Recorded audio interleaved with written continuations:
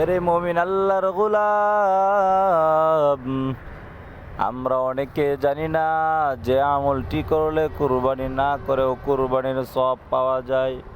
এরে মুমিন আল্লাহর গোলাম, যেই বান্দা কুরবানিদের 10 দিন আগেই তার চুল নখগুলো কেটে ফেলবে, মালিকের জন্য পাগল হয়ে যাবে, ওই বান্দাকে আমার মালিক কুরবানিদের 10 দিন আগে চুল নখ কাটার কারণে আমার আল্লাহ তাআলা কুরবানি করার সওয়াব দান করে দেন। এরে বান্দা, কুরবানি করলে কি পরিমাণ সওয়াব! একটা পশুর মধ্যে যে পরিমাণ লোম থাকে সেই সম পরিমাণ নেকি দেওয়া হয় বান্দাকে। এরে বান্দা, জানো আমার মালিক কোন আমলের কারণে হজের সওয়াব দান করেন? আমার আল্লাহ তাআলা হাজিদেরকে বলেছেন, হাজিরা তোমরা কুরবানিদের 10 দিন আগেই চুল নখ কাটিয়া কাফনের কাপড় বেঁধে ফেলো। যে কারণে হাজিরা কুরবানিদের 10 দিন আগে চুল নখ কেটে ফেলে আর তারা মক্কায় লাব্বাইক লাব্বাইক বলতে থাকে আর আল্লাহ তাআলাকে খুঁজতে থাকেন, মালিক তুমি কোথায়, দেখা দাও। এইভাবে তারা চুল নখ 10 দিন আগেই কাটিয়া 10 দিন পর্যন্ত সব কিছু কাটা থেকে বিরত থাকে।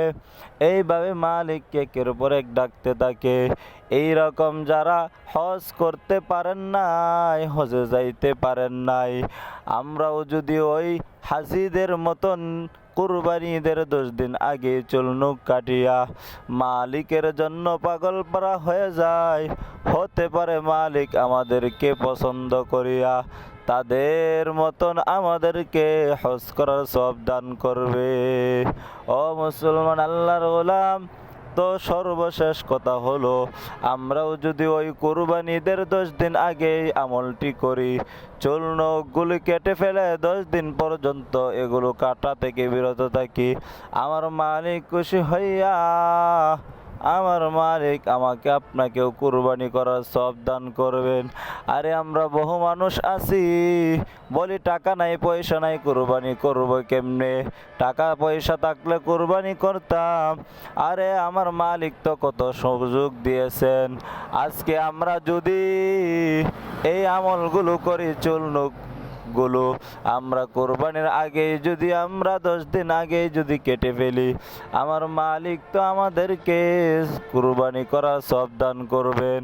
এজন্য টাকা নাই পয়সা নাই যাদের, আমরাও যাতে আমলটি করিয়া কুরবানির সওয়াব হাসিল করতে পারি, এজন্য আমরা আজকে থেকে এই চুল নখগুলো কাটিয়া ঈদের 10 দিন আগে মালিককে জানাইয়া দেই, ও মালিক আমরা তো আপনার পাগল, আপনার জন্যই কুরবানি ঈদের 10 দিন আগে চুল নখগুলো কাটিয়া আপনার জন্য আমরা প্রস্তুতি গ্রহণ করলাম। মালিক আমাদেরকেও কুরবানির সওয়াব দান করিয়া আমাদেরকেও জান্নাতে আমাদেরকে আপনি পৌঁছায়া দিয়েন, আমাদের সাথে আপনি সাক্ষাৎ করিয়েন।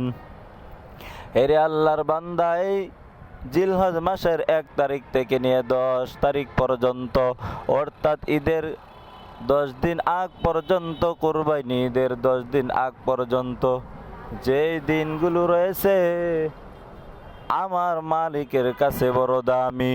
কেমন দামি একটি উদাহরণ শুনেন।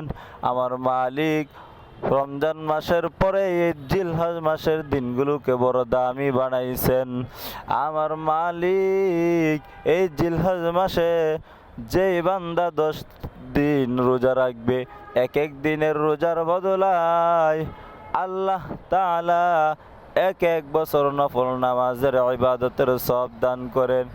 এজন্য আমরাও যেন আজকে থেকে এরকমভাবে নিয়ত করে ফিরি যে সামনে 10টা দিন রয়েছে, ঈদের আগ পর্যন্ত আমরা ওই 10টা দিন জিলহজ মাসের 1 তারিখ থেকে নিয়ে 10 তারিখ পর্যন্ত এই দিনগুলোতে বেশি বেশি আমরা যেন রোজা রাখি, ইবাদত করি। আল্লাহ তাআলা আমাকে সকলকে আপনাকে কবুল মঞ্জুর করুন, আমিন। এ ইলাহি তু মেরা মাবুদ হ্যায়, ए इलाही तू मेरा माशूक है ए इलाही मुझसे मुझको दूर कर ताकि देखो मुझ में तुझको एक नजर।